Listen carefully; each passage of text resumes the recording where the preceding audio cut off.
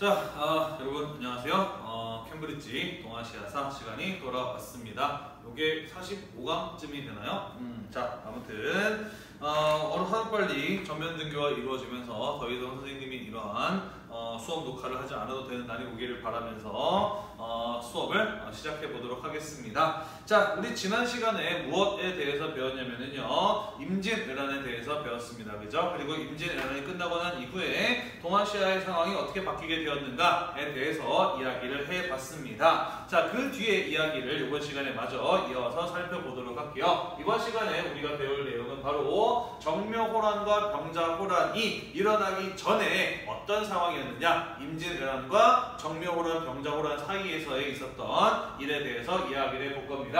그 내용은 바로 조선에서는 인조반정이라고 하는 정권의 교체가 이루어졌었다라는 것이에요. 자, 같이 한번 이야기를 해보도록 합시다. 자, 우리 지난 시간에 이런 이야기를 했어요. 임진왜란이 일어났습니다. 명나라는 임진왜란 때 조선을 도울 만한 상황이 아니었으나 명나라의 수도였던 베이징의 울타리라고 불리는 야오뚱 반도가 위협받자 어쩔 수 없이 조선을 돕기 위해서 참전하게 되었다라고 이야기를 했어요.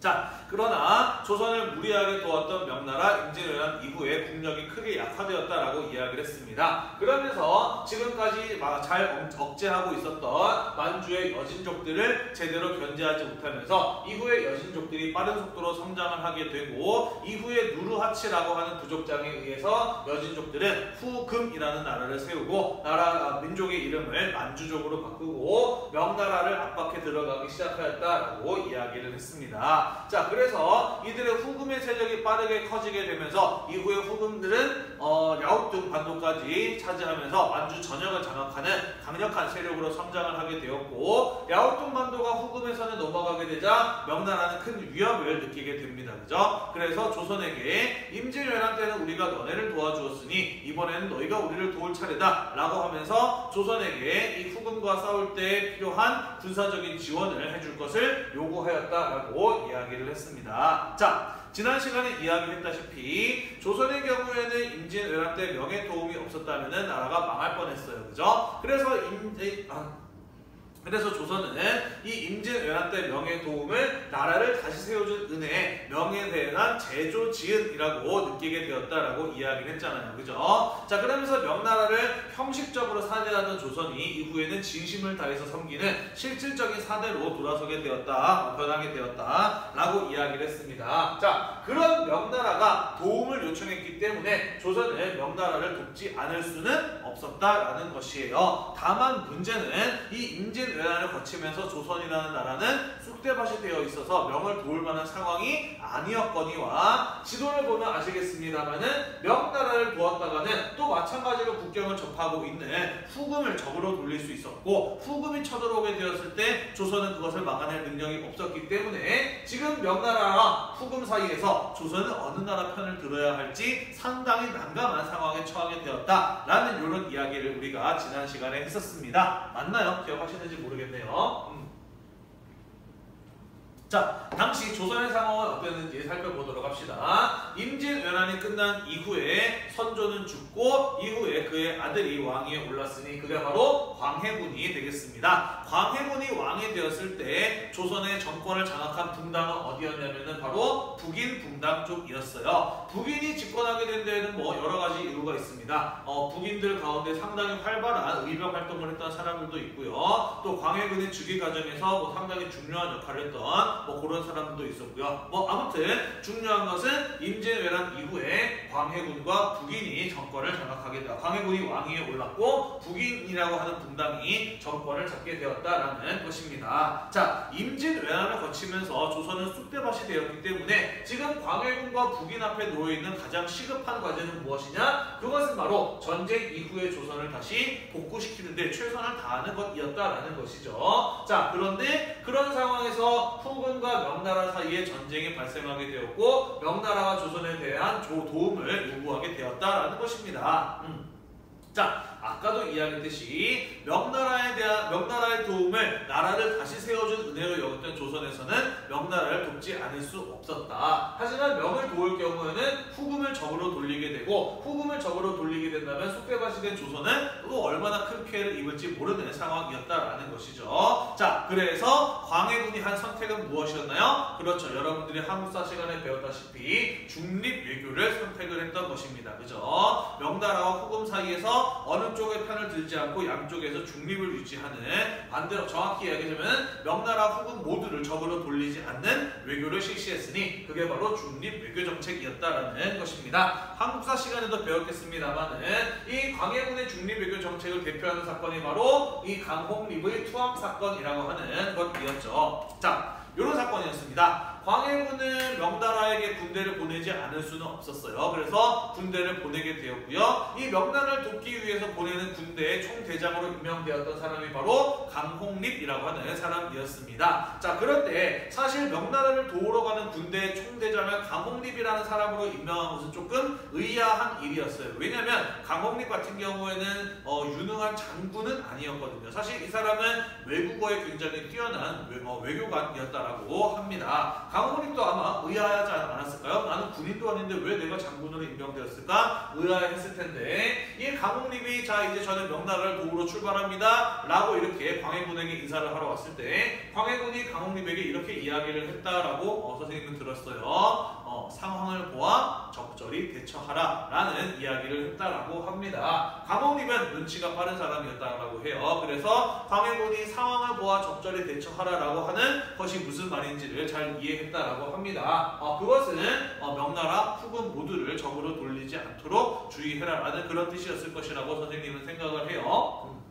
자, 그래서 이 강홍립, 이 명나라를 돕기 위해서 조선 군대를 이끌고 갑니다. 당시 명나라는 후금과 사르후라고 하는 지역에서 치열한 전투를 벌이고 있었어요. 자, 그리고 조선 군대가 오자 명나라 군대는 굉장히 기뻐했다라고 이야기를 합니다. 사실 명나라 군대는 굉장히 이때 당시에 오합지졸이었다라고 해요. 굉장히 국력이 약화된 상태여서 사실 후금과 제대로 싸울 수 있는 상태가 아니었다라고 합니다. 그러면서 조선군이 온 것을 굉장히 환영했다라는 이런 얘기를 전해집니다. 자, 아무튼 조선군은 명나라를 도우러 간 거예요. 그죠? 명나라의 요구에 응한 것이 됐네요. 그죠? 자, 그리고 이후에 명과 조선연합군 그리고 후금 사이에서 전투가 벌어지게 되는데 조선 군대의 경우에는 이 후금과 적당히 싸우다가 이후에 명나라의 군대가 크게 이제 패하게 되자 후금 군대에게 끝까지 저항하지 않고 중간에 항복을 해버리게 됩니다.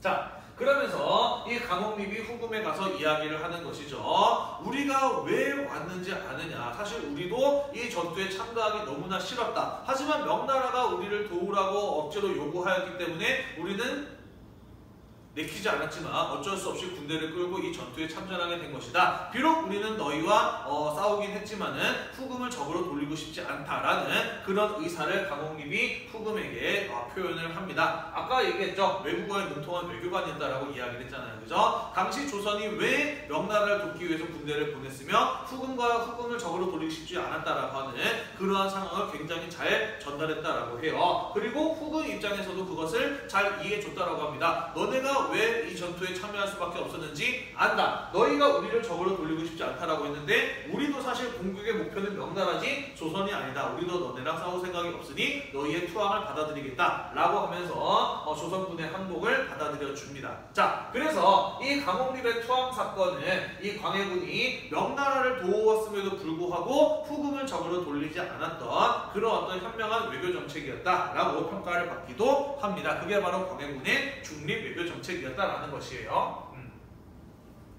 자, 그러나 이러한 광해군의 중립 외교 정책으로 인해서 그 외에도 여러 가지 요인으로 인해서 광해군은 결국 왕위에서 쫓겨나게 되는데요. 그 사건이 바로 1623년에 있었던 인조반정이라고 하는 사건이 되겠습니다. 자, 광해군을 쫓아내고 인조라고 하는 새로운 왕을 세운 사람들은 바로 이 북인이 정권을 장악하고 있었을 때 권력에서 소외되어 있었던 서인과 남인 분당이었습니다. 그 중에서 서인분당이 주도해서 인조 반정을 일으켰고요. 남인들은 그에 동참하는 형태였다라고 하죠. 자, 그러면은 이 서인들이 광해군을 몰아낼 때 무엇을 이유로, 무엇을 명분으로 광해군을 몰아냈느냐? 그것은 바로 이 광해군의 중립 외교 정책이 우리 임진왜란 때 우리를 도왔던 명나라의 제조 지은에 대한 배신이라고 이야기를 했던 것이죠. 자, 사실 강호림의 투항 사건은 엄격하게 말해서 명나라를 진심을 다해서 도운 것은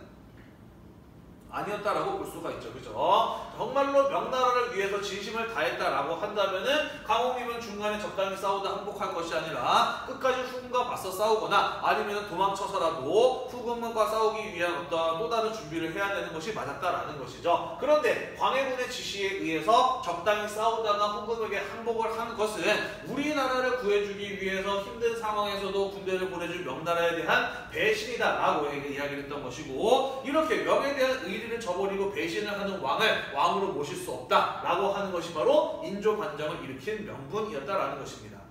그것은 성리학 국가인 조선에서 일어날 수 없는 일이다. 그러한 성리학적인 명분과 인간으로서의 의리를 지키지 않는 사람을 왕으로 모실 수 없다라고 하는 것이 바로 인조 반정이 일어나게 된 인조 반정을 일으킨 서인의 명분이었다라는 것입니다. 자, 그리고 이 인조 반정을 일으켰을 때 서인들이 또 다른 명분으로 내세웠던 것은 무엇이냐면요, 광해군은 폐모살제를 저질렀다라는 것이에요. 자, 폐모살제라고 하는 것은 무엇을 말하는 것이냐? 자, 요거를 이해하려면 광해군의 가계도를 이해할 필요가 있습니다. 자, 임진왜란을 겪었던 조선의 왕 바로 선조였어요. 선조의 첫 번째 부인은 의인왕후라고 하는 사람이었는데 자식을 낳지 못했습니다. 그래서 나중에 선조는 후궁을 들이게 되는데 그 중에 하나가 바로 공빈 김씨라고 하는 여성이었고요. 이 공빈 김씨에게서 태어난 선조의 첫 번째 아들이 바로 임해군이라는 사람이었고, 두 번째 아들이 바로 광해군이라고 하는 사람이었던 것이죠. 자, 그런데 왜 이 첫 번째 아들이 임해군이 아니라 광해군이 선조의 뒤를 이어서 조선의 왕이 되었느냐?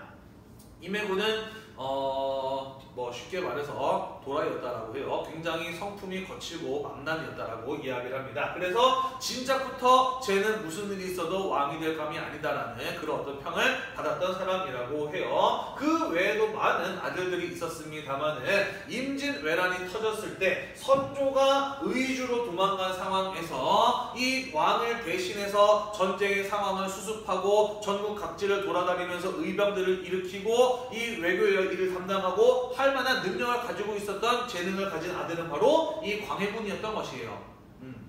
자, 다시 말해서 임해군은 도라이라서 피난간 선조를 대신해서 왕의 역할을 할 수 없는 사람이었다. 나머지 아들들도 마찬가지였다. 그 아들들 가운데 가장 재능이 뛰어나서 임진왜란이라고 하는 국가적인 위기 상황에서 왕의 역할을 대신할 수 있는 왕자는 광해군밖에 없었다라는 것이죠. 그리고 실제로 광해군 같은 경우에는 선조가 의주로 도망간 상황에서 아까도 이야기했듯이 의병들을 격려하고 또 모으고 백성들의 어떤 아픔을 수습하고 하는 등 왕으로서의 역할을 상당히 충실하게 수행한 사람이 바로 이 광해군이었다라는 것이죠. 자, 그래서 이 광해군의 경우에는 원래는 왕이 될 예정이 아닌 사람이었으나 임진왜란이라고 하는 상황에 의해서 왕이 된 인물이 바로 이 광해군이었다라는 것이죠.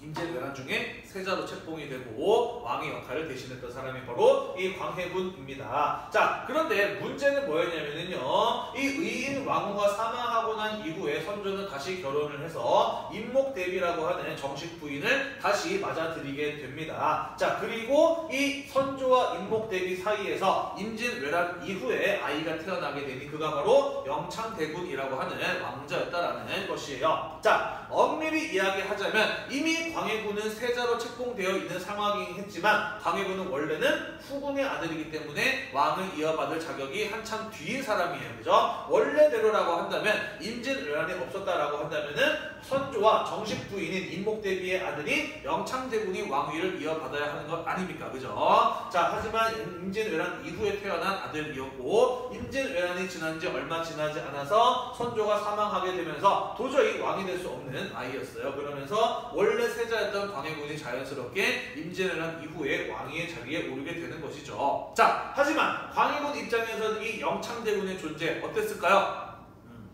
상당히 거슬렸을 겁니다. 그죠?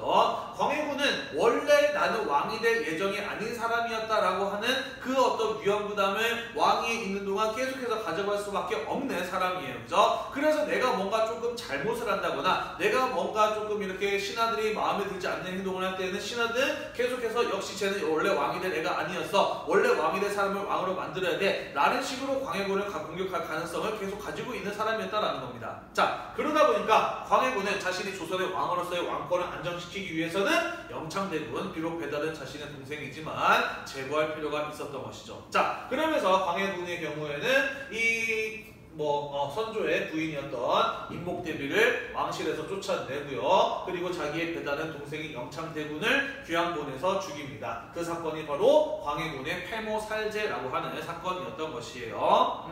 그 외에도 여러 왕족들이 이 왕권의 위협을 느낀 광해군에 의해서 살해되는 일들이 벌어졌다라는 것입니다. 자, 그래서 이 광해군 입장에서는 사실 영창대군을 죽일 수밖에 없었겠지만 어쨌든 자신의 어떤 어머니뻘 되는 사람과 동생을 쫓아내고 죽인 것은 사람이 할 짓이 아니다라고 하는 그런 어떤 서인들이 인조 반정을 주도하게 되는 명분을 제공하게 되었던 것은 분명한 사실이다라는 것이죠. 자, 그래서 이 인조 반정이라고 하는 것은 어떻게 일어난 사건이라고 볼 수가 있냐? 첫 번째, 영창대군이 죽는 것을 보면서 죽음의 위기를 느낀 왕족과 그리고 이 북인들이 집권하게 되면서 권력에서 소외되었던 서인이나 남인 같은 분당들이 손을 잡고 일으킨 사건이었다라는 것입니다. 그리고 그들이 이 광해군과 북인을 몰아내는데 이용했던 주된 명분은 무엇이냐? 광해군의 중립 외교가 이 성리학적인 명분과 의리에 맞지 않는다라고 하는 것을 명분으로 내세웠었다라는 것이에요. 정리가 됐나요?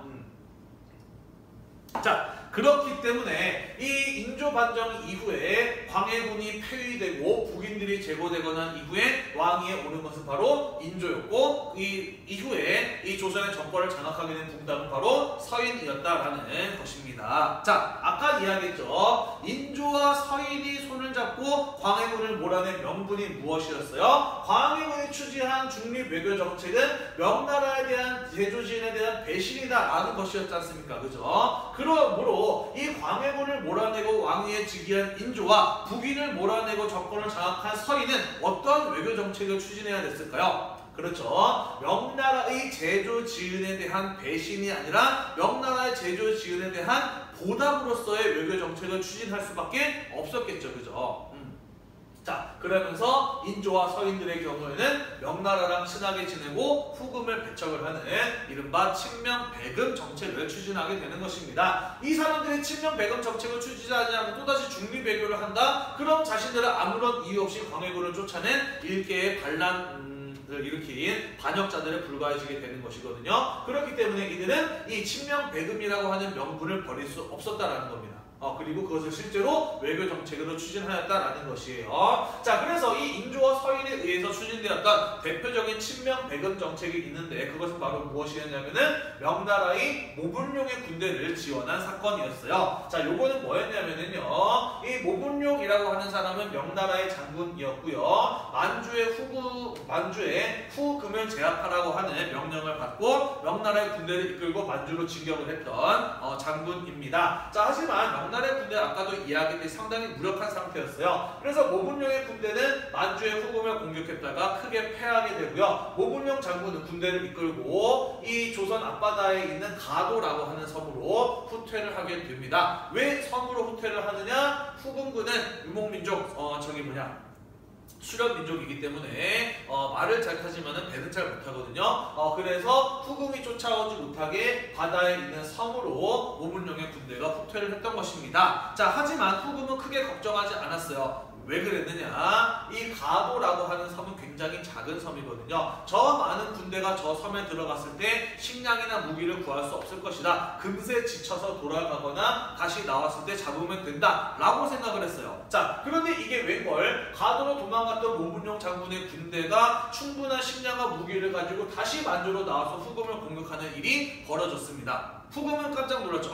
이게 어떻게 된 일이야? 라고 해서 조사를 해봤더니 아니나 다를까 모분룡 장군 장군은 조선에게 무기와 식량을 지원해 줄 것을 요구하였고 이들을 도우면은 후금이 싫어할 것이라는 것을 알고 있었지만은 아까도 말했듯이 인조와 서인은 친명 대금 정책을 추진할 수밖에 없는 상황이었다라고 이야기를 했어요. 그죠? 그래서 내키지 않았을 수도 있습니다만 어쨌든 이 모문룡 장군이 요구했던 무기와 식량에 대한 지원을 거부할 수 없었다라는 것이죠. 그래서 조선은 이들에게 무기와 식량을 지원해 줬던 것이고 이를 알게 된 후금이 나중에 조선에 여러 차례 사신을 보내서 하지마! 니네 안 그런다면서 니네 우리를 적으로 돌리기 쉽지 않다면서 왜 자꾸 모문룡 군대를 지원하는 거야? 하지마! 라고 여러 차례 경고를 했습니다만은 그럼에도 불구하고 아까도 이야기했듯이 인조와 서인은 친명과 배금이라고 하는 명분을 버릴 수 없었다라고 이야기를 했어요. 그죠? 자, 그러면서 결국에는 이러한 어떤 조선의 행위가 후금을 자극을 하게 되는 것입니다. 아, 조선 우리 편이 아니구나. 조선 명나라에 파는 게 확실하구나. 라고 하는 것을 후금에게 인식시켜주게 되었다라는 것입니다. 결국 명과의 전쟁을 하기 위해서는 조선을 먼저 확실하게 제압할 필요가 있구나. 라고 하는 것을 후금 군대가 느끼게 되었다라는 것이고요. 그것이 무엇으로 이어지게 되었다? 우리가 다음 시간에 배울 정묘호란과 병자호란으로 이어지게 되었다라는 것이에요.